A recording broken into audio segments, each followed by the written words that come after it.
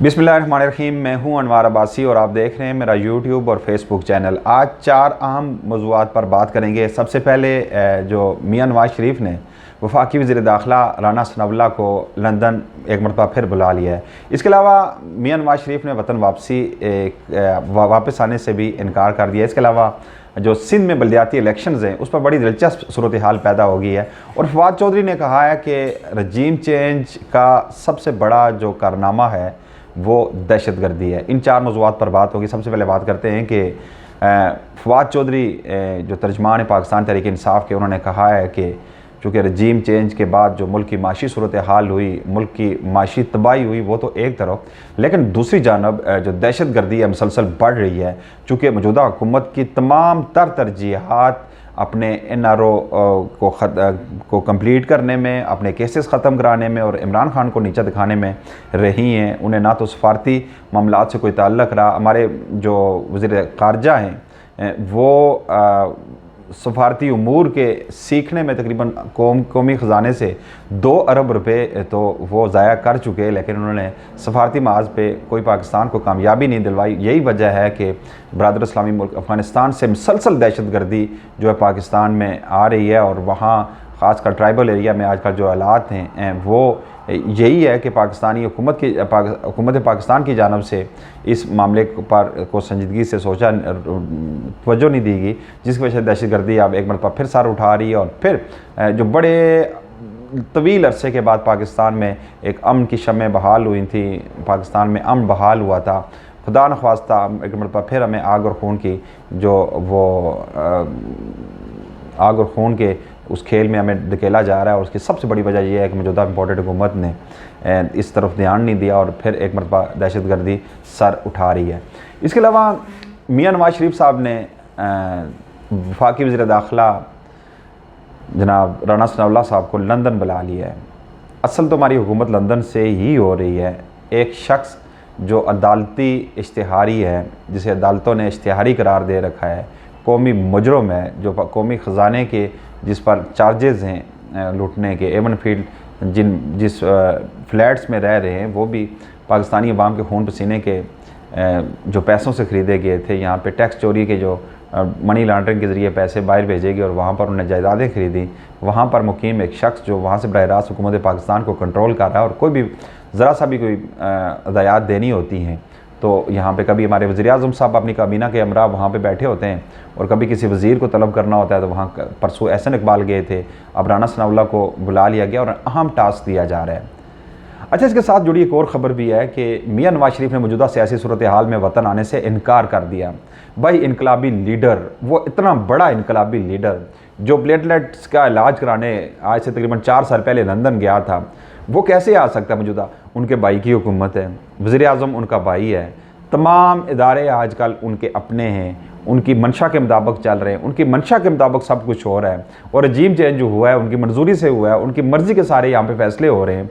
उनके दीगर जो रफ़का हैं, उनकी पार्टी के दीगर लोग हैं, वो तमाम जो रिलीफ में रहे, उन्हें नैब केसेस से उनके जो करप्शन के केसेस ख़त्म किए जा रहे हैं। अब तो उनके लिए सबसे बेहतरीन साजगार फ़िज़ा थी। भाई मियां नवाज शरीफ साहब अगर इस सूरत हाल में भी आप वतन वापस नहीं आ सके तो फिर कब आएंगे?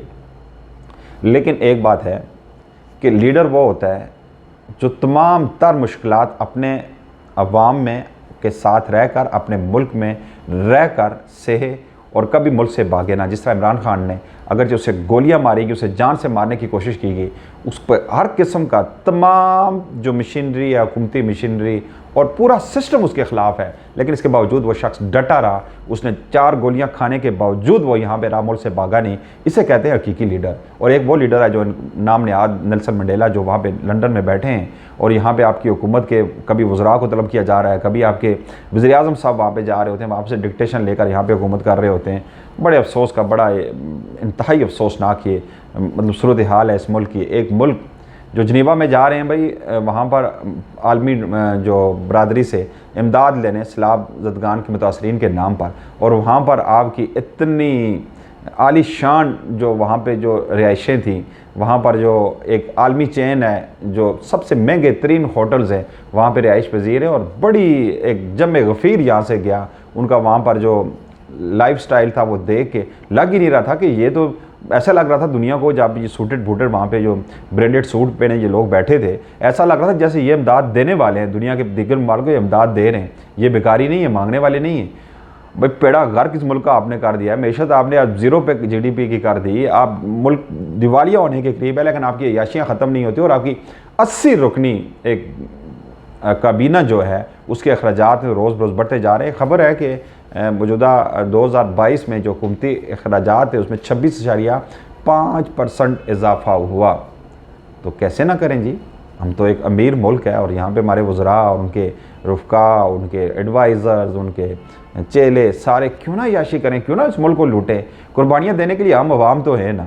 अब मुश्किल फैसले ये भी खबर सामने आ रही है कि सुई गैस की कीमतों में एक मरतबा फिर 74% तक इजाफा किया जा रहा है, यानी कि जो बिल आपका 1000 रुपये का महाना आता था वो अब 1700 रुपये का आएगा, 1740 रुपये का आएगा। अब इससे बढ़कर और क्या करना है इन लोगों ने आपके साथ।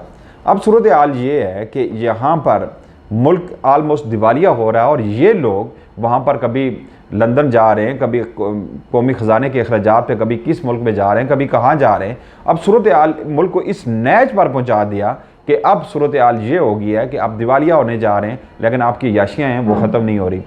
इसके अलावा एक और ख़बर है जी, सिंध में बलदियाती इलेक्शंस के हवाले से ये कहाँ तक भागेंगे, ये बार बार भाग रहे हैं, लेकिन इमरान खान इन्हें फिर घसीट कर फिर ला रहा है, मैदान में ला रहा है। पंजाब के मतलब ये कहा जा रहा था कि यहाँ पर तो परवेज़ लाई वाज़ेह अक्सरियत, वहाँ पे इत्मीनान का वोट हासिल ही नहीं कर सकेंगे। इनके साथ असल में हुआ धोखा है, इन्हें कुछ और खबर दी गई और इमरान खान इनके साथ कहते हैं ना कि उससे सियासत नहीं आती, उसने तो इनको घसीट कर मारा है और इतना इनके साथ वो हुआ हाथ हो गया कि पंजाब में बड़े लैस राना सनाउल्लाह और अता तारर वहाँ तो बड़े इतने पुरइत्माद बैठे थे कि भाई इत्मीनान का वोट तो हासिल नहीं कर सके। और एक निजी चैनल जो बार बार झूठी खबरें चलाने में नंबर 1 है, बार बार खबरें चला रहा था। भाई एक रिपोर्टर में उसका बीपर सुन रहा था कि भाई अभी हमने खुद वहाँ पे गिनती की है, हुकूमती बेचे इस बार 160 अरकान से ज़्यादा नहीं है, एक कह रहा है 161, और बड़े बड़े नाम नियाद एंकर्स कह रहे थे कि तकरीबन 10 से 15 लोग कम हैं परवेज़ लाई के पास, वो इत्मीनान का वोट हासिल ही नहीं कर सकेंगे।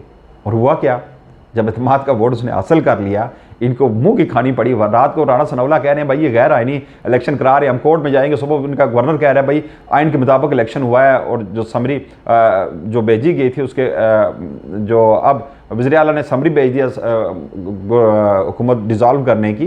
भाई इनके कोल फेल में तज़ादात, झूठ इतना बोलते हैं कि शर्म भी नहीं आती यार, एक सामने आप झूठ बोल रहे होते हैं। अब एक और झूठ बोला जा रहा है वफाकी वज़ीर दाखिला साहब की जानब से कि भाई सिंध में हालात ऐसे नहीं है कि वहाँ पे इलेक्शन कराए जा सकें। ये लोग इन्होंने बार बार कोशिश की इलेक्शन कमीशन को गुमराह करने की। इलेक्शन कमीशन तो खैर है ही इनका, लेकिन इसके बावजूद मैं समझता मुझे हैरत हो रही है कि इलेक्शन कमीशन किस तरह इनकी मर्जी के खिलाफ वो फैसला दे दिया। अब 15 जनवरी को वहाँ पे इलेक्शन हो रहे हैं, वहाँ पे पाकिस्तान तहरीक इंसाफ और जमात इस्लामी ये चाहते हैं कि यहाँ पे इलेक्शन हो, पीपल्स पार्टी और MKO वहाँ से फरार करना कोशिश कर रहे हैं। आज राणा सनाउल्लाह ने कहा है कि जी वहाँ पर जो सियासी सूरत हाल है बड़ी तशवीशनाक है, अगर छोटा सा एक वाक़या भी हो गया तो बड़ी एक ये चिंगारी होगी और बड़ा आतिश फशां फट पड़ेगा, वहाँ पर लावा उबल पड़ेगा। और भाई आप वज़ीर दाखिला है ना, भाई आपको इलेक्शन कब तक भागेंगे, कब तक ये बहाना कर। कल एक खबर चल रही थी, ज़राए से खबर चलाई जा रही थी कि सिंध में जो TTP की जानब से वहाँ पर दहशतगर्द कार्रवाइयों का खतरा है, ऐसे बर्दियाती इलेक्शन नहीं हो रहे।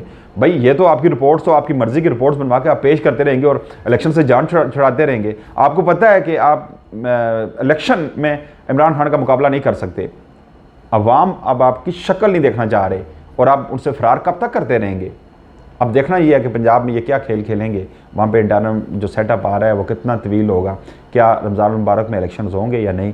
कल तक तकरीबन ये खबरें आ रही हैं कि KPK असम्बली भी डिज़ोल्व कर दी जाएगी, उसके बाद देखते हैं सूरत हाल क्या पैदा होती है। और एक और ख़बर भी है, एक सीनियर साफ़ी हैं सदीक जान, उन्होंने खबर दी है कि MKO ने कल, MKO का तो खैर उन्होंने उनके अपने मफादात होते हैं, उन्होंने ऐलान तो किया है खालिद मकबूल ने कि हम हुकूमत के साथ नहीं रहना चाहते, उनके कुछ अगर इलेक्शंस कराए गए उनके कुछ कंसर्न्स हैं। रात को जरदारी फिर एक्टिव हो गए थे, जो कमरान टिसूरी जो गवर्नर हैं आपके, एक मॉडल बड़े खूबसूरत गवर्नर हैं आपके, तो उनकी मुसलसल मुलाकात हो रही थी, उन दोनों दड़ों को इकट्ठा किया जा रहा है।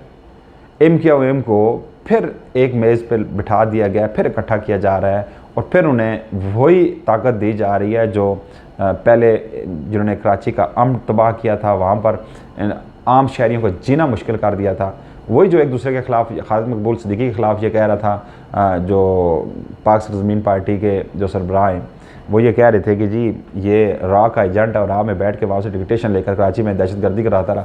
कल एक दूसरे के लिए क्या क्या नहीं कह रहे थे, आज अपने मुफाद के लिए अब देखा जा रहा है कि पाकिस्तान तहरीक इंसाफ ने उनकी मकबूलियत ज़ीरो कर दी। अब सारे इकट्ठे होकर भी पाकिस्तान तहरीक इंसाफ का मुकाबला नहीं कर पा रहे और अब इलेक्शन से फरार चाह रहे हैं, लेकिन ऐसा होगा नहीं। अब फ़िलहाल तो अभी तक तो ख़बरें आ रही हैं कि इलेक्शन कमीशन की जानब से वहाँ पे इंतखाबी अमले को भी वहाँ पे भेजा जा रहा है और तमाम तर इंतज़ामात किए जा रहे हैं। 15 जनवरी को बलदियाती इलेक्शन होंगे। बलदियाती इलेक्शन अगर होंगे तो उसके बाद खैर उन्होंने कोशिश तो बड़ी की करनी है पीपल्स पार्टी ने, जिस तरह के वहाँ पे इकदाम किए जा रहे हैं, खबरें आ रही हैं, पूरी मुकम्मल तौर पर वहाँ पे धांधली की जाएगी, लेकिन इसके बावजूद ये खौफजदा है कि इमरान खान का मुकाबला करने नहीं जा रहे। अच्छा, चूँकि एतमाद के वोट के वाले से ये कहा जा रहा है कि अगर MQM ने साथ ना दिया तो फिर एतमाद का वोट हासिल नहीं कर सकेंगे मौजूदा वज़ीर-ए-आज़म, और उसके बाद जो सूरत हाल पैदा होगी वो आपके सामने है। अब क्या होता है देखने इसमें, ये सूरत हाल आपके सामने ही है कि मुल्क की मौजूदा सूरत हाल क्या है। आज के लिए इतना ही, मारबासी को इजाज़त दीजिएगा। अल्लाह ने के बाद।